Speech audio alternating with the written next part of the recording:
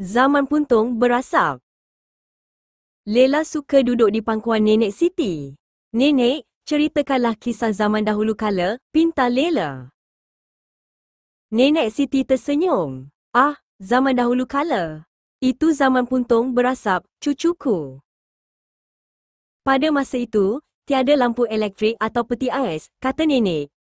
Kami bergantung pada alam dan api untuk segala-galanya. Waktu malam, hanya cahaya dari kayu api yang menjadi teman kami. Kami mesti menjaga bara itu supaya tidak padam.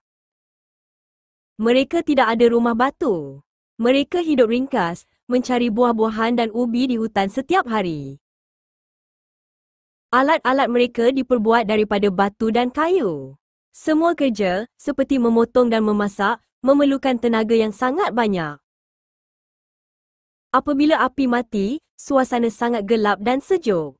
Kami perlu memastikan puntung kayu sentiasa berasap sedikit. Lela memandang Nenek Siti. Kenapa namanya puntung berasap, Nenek? Nenek Siti memeluk Lela. Kerana puntung, kayu api, itu sangat penting. Ia lambang kehidupan yang sukar, tetapi penuh keazaman pada waktu itu. Frasa zaman puntung berasap bermaksud zaman dahulu kala atau zaman lampau, jelas nenek.